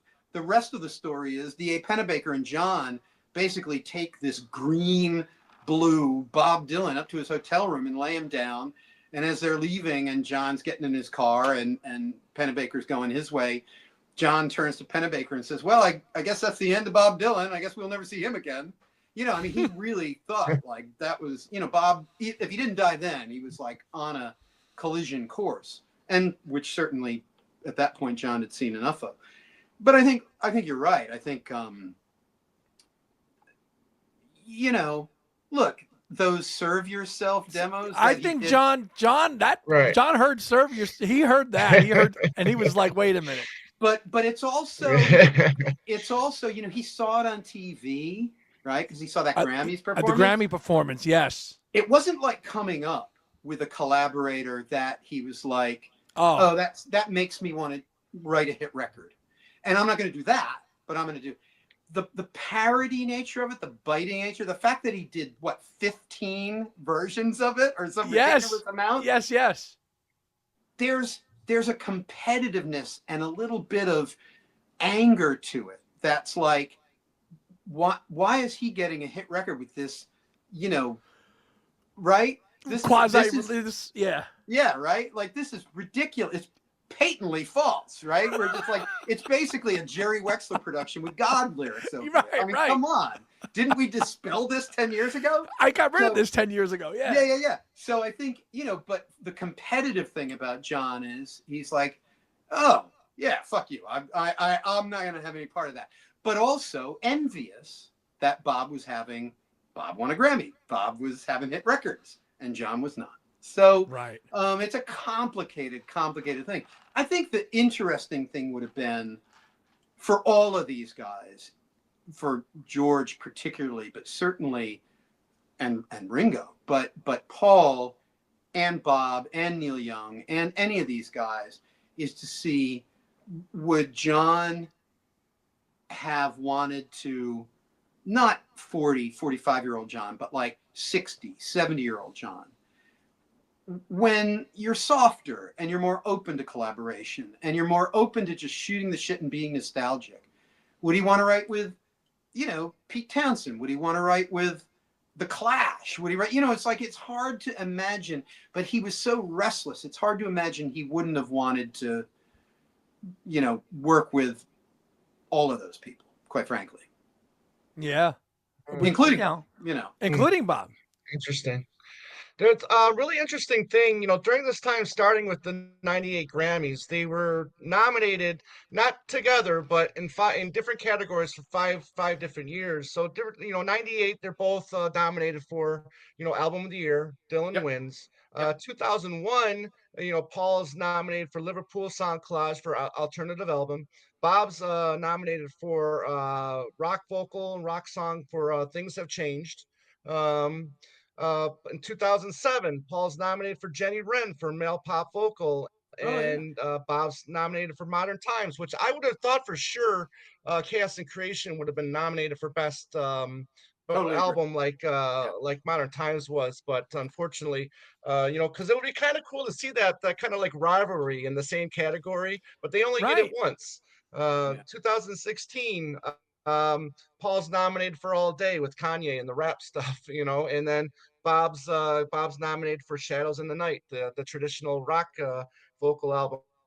Traditional pop vocal album. And then 17, the last time they're nominated in the same year together, you got Paul winning for or nominated for the Tug of War box set.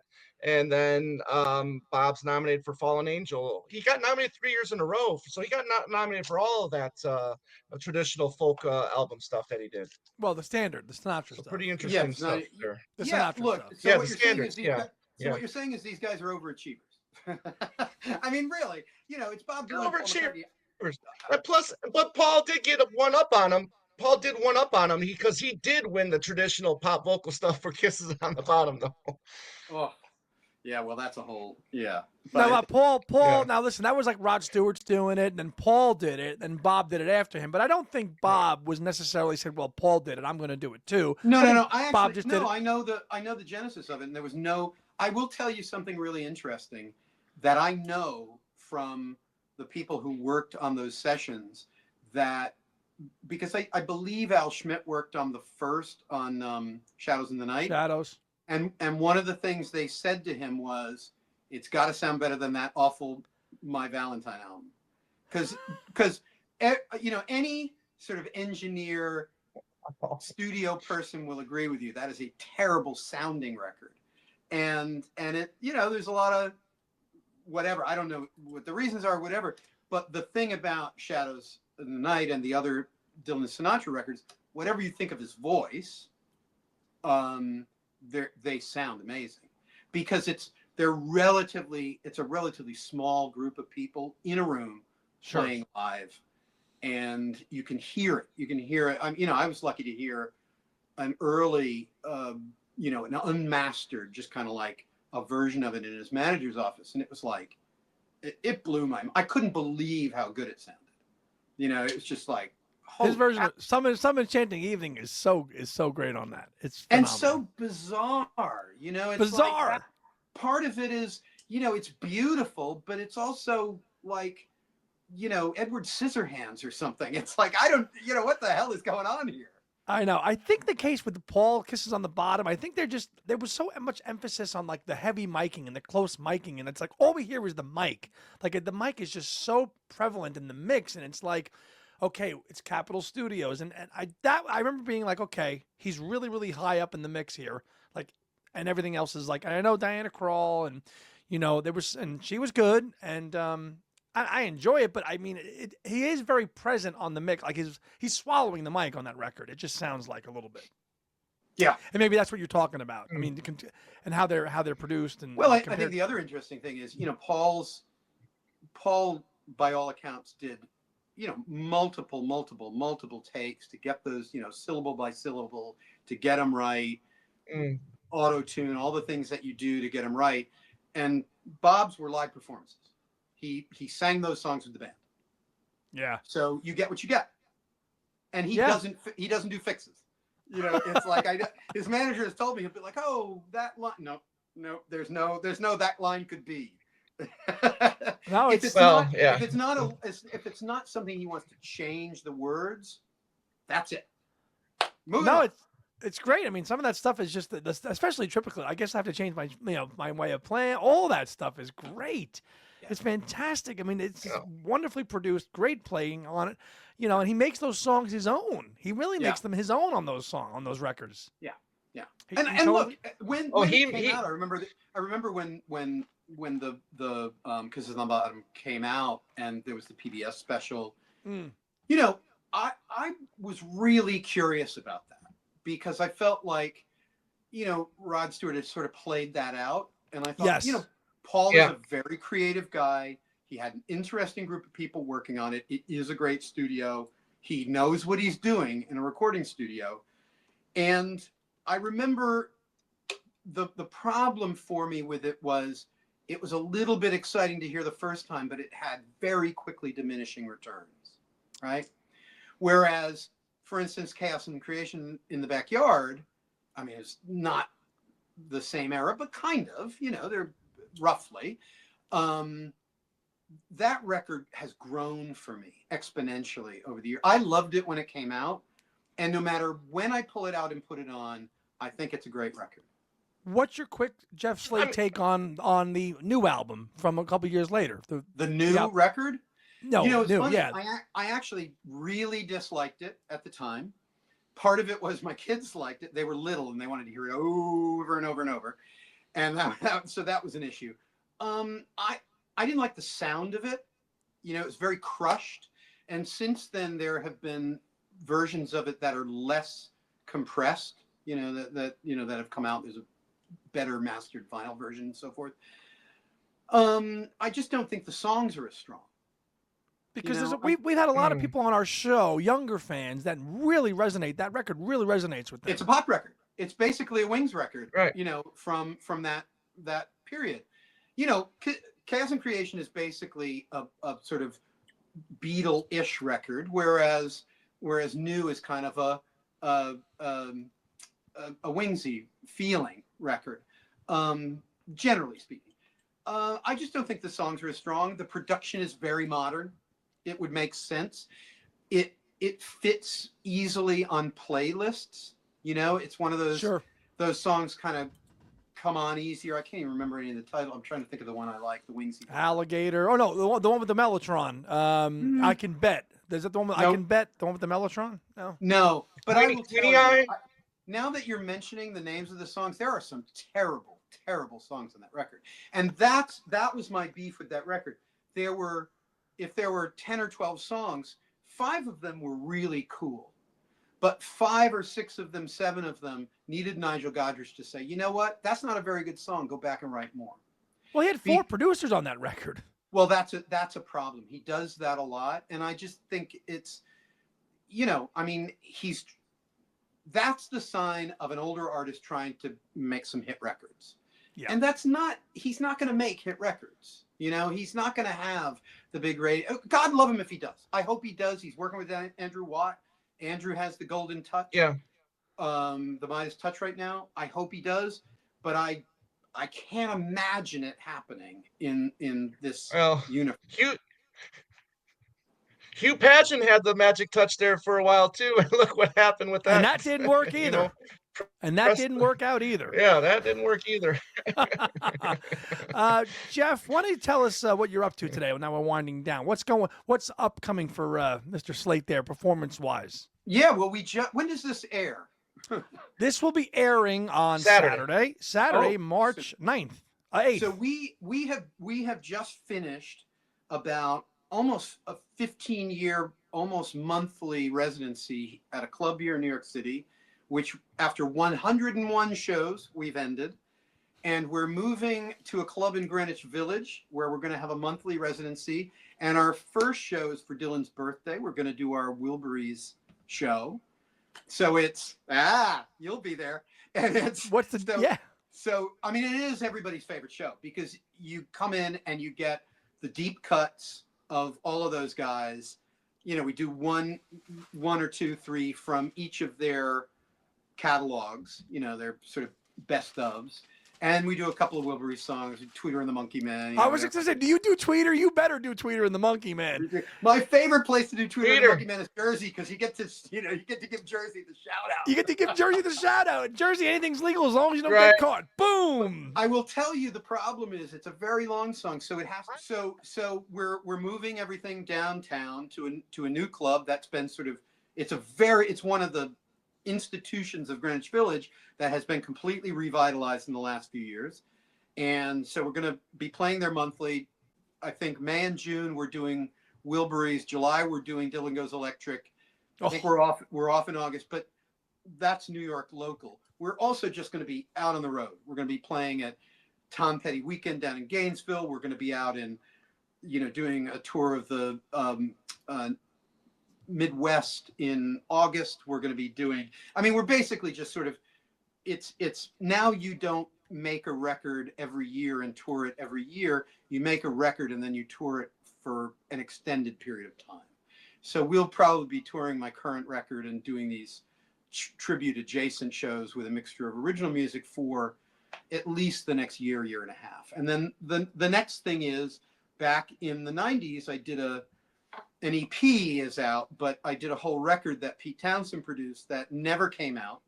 Oh. And it was, I think, 10 songs. And so for the anniversary of that, I believe it's this year or next year, we're going to put out the whole album. It's in the process of being mixed. Congratulations. Pete gave me the tapes. Great. He just doesn't care what I do with it, but hopefully we'll be able to do a little bit of promotion together for it, which would be really exciting.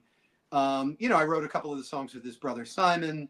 I used his band, so it's Mark Brzezicki on drums, and it's an amazing group of guys on it. And so I think the plan is to put out a single for maybe Record Store Day in the fall, and then the album next year. And so that will be, it's like I'm going to treat it like it's a new record, but not a new record, kind of the Dylan thing.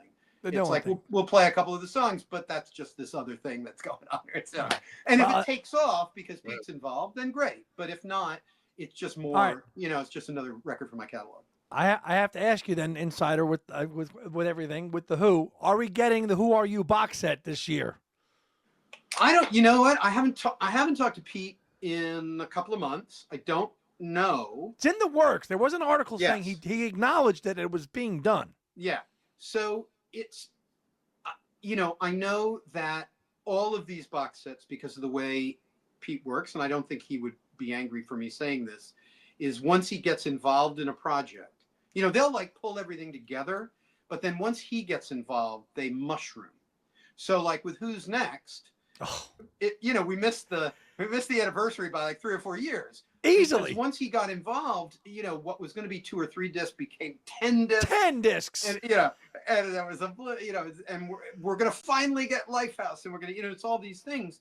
But look, that's what we love about him. And I know there's, I've heard some amazing things from around that Who Are You period. Some of them because they were going to try to resuscitate Lifehouse in 78.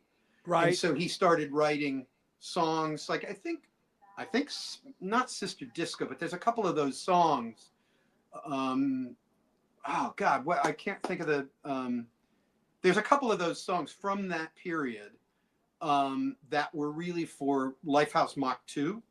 Oh. And so I think it will be I'm hoping it will be a continuation of that box set. Because I asked him, why wasn't this on? Why wasn't that on? Why, whatever. And he it was already 10 discs. It's like you could go, because when he was writing for Who by Numbers, he still was trying to finish Lifehouse. And when he was doing Who Are You, still trying to finish Lifehouse. Go back to that. Yeah, and then when Mooney died, I think that kind of took the life out of it for him. But he went back to it in the 90s. He went back to it in the 2000s. He did the Sadler's Wells shows in the early 2000s. Oh, yeah. It's like, the Lifehouse Chronicles box set on his website, everything. It's his white whale. And so, I think it's something he will, even with the graphic novel. I remember him being very excited about the graphic novel. And then when I got the graphic novel, I was like, oh, okay, this isn't at all what he described. And when I talked to him about it, he was like, yeah, it's okay. He's so mercurial in the way he is. Like, he loves it one day and then he hates it the next day. I know. I just think for the remaining 2 Who albums that Keith Moon is alive that plays on, they really need to be reissued, and that's By Numbers and Who Are You, and really get that treatment. They really. I don't know that there's a lot from the Who By Numbers period that we haven't already heard. There might be alternate takes. There's certainly demos, but we've heard a lot of those demos on the Lifehouse Chronicles and on Scoop and stuff, so on and so forth. So it's not to say they don't exist. It wasn't. He was spent. After you got to remember Who's Next, Quadrophenia, Tommy Film, right? And then they were prepping for the Quadrophenia film. So that period, he's the guy that everybody is leaning on. So that they got 10 songs for Who by Numbers is fucking lucky, right? Now, I'm sure there are alternate takes and that we haven't heard and stuff like that. But to make a big box set, I don't know if it will happen. Yeah. And I think there's other albums that he's probably interested in doing, but that's a whole other thing.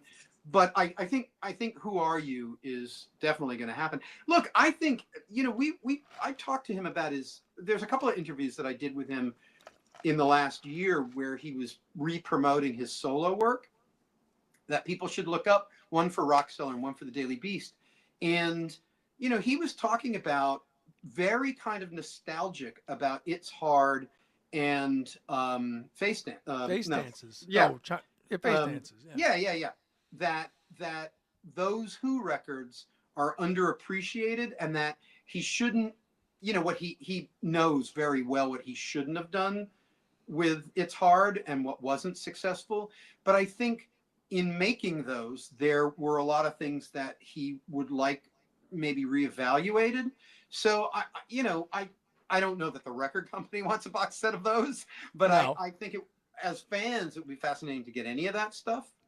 And look, for those 3 of the guys who are alive, Kenny still plays the drums. They could, it'd be really interesting. So yeah. But I think it's, look, he and Roger are, it's a business at this point in their lives, and they don't socialize. They don't see eye to eye. They're not really. I'm not saying anything out of school. This isn't anything he hasn't said publicly. I don't think they don't hang out. It's just their worldviews, their politics, their ethos is just so antithetical. Yes. It's really, really different. So I think if there's an opportunity that comes up, and he also ceded creative control for the live shows to a large degree. So I think one of the things he really wants to do, God, you could just read our interviews, but one of the things he would like to do, I think, is to do one big last tour, not call it a last tour because they've done that, but do one big last tour as the Who, not with an orchestra and not with a big Vegas band, but as like a band going out and playing down and dirty rock and roll just one last time. Right. Like as long as they could do it, as long as Roger's voice would hold out, as long as they could physically do it at the level they feel like is worth doing it.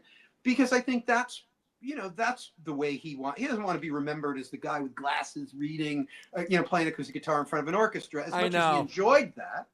Right. I think but you know, you can't also wish Entwistle and Moon to be back alive, although they do have Zach, which is pretty great. So, which is pretty good. But Zach is going out with Oasis, so it's that's right. Oasis is coming around too. So and in the summer, you know, that tour is not. They're doing, I don't know, 50, 60 shows, so it's not a small tour. No, it's not. Not at all. Not at all. Well, this has been a blast with Jeff Slate. Wow. Yeah. Thank you for your time tonight, Jeff. Again, that's Jeff Slate. If you want to go to his website, it's jeffslatehq.com. All his information is there. The merch, the tour, the gigging, all that stuff that we talked about tonight is on there. Jeff, always a pleasure talking with you, and happy to make your debut here on Two Legs, talking Dylan and Paul and Beatles. You know, I wanted to be on the show. I messaged you on Instagram. I was like, I want to do that. I want to talk about Paul. I want to badmouth Paul. No, I love honesty. Honesty is great. To wrap it up, that you know, I love Paul McCartney. He's sort of like Liam Gallagher to me.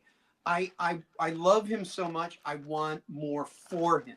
Now, that's not for me to say. He gets to do whatever he wants.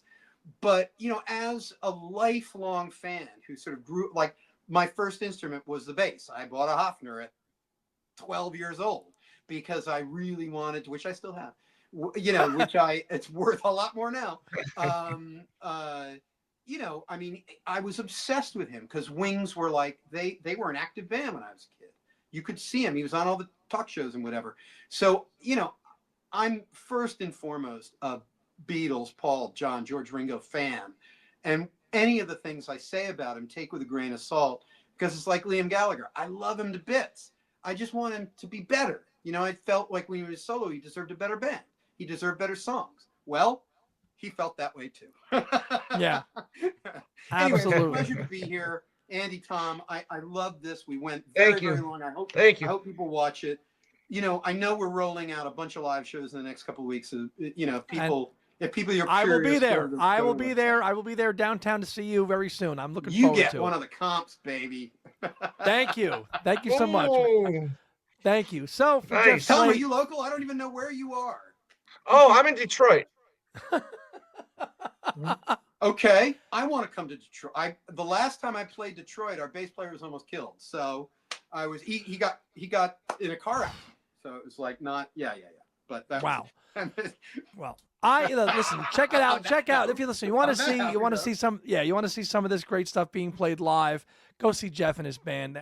You know, they've been at the fest. They've been all over. If you're fortunate to be in the New York City area, they play a lot, and man, hopefully we'll see you there. So, for Tom Hunyadi, for Jeff Slate, I'm Andy Nichols, and this has been episode 274 for Two Legs, and we'll see you next time. Have a good week.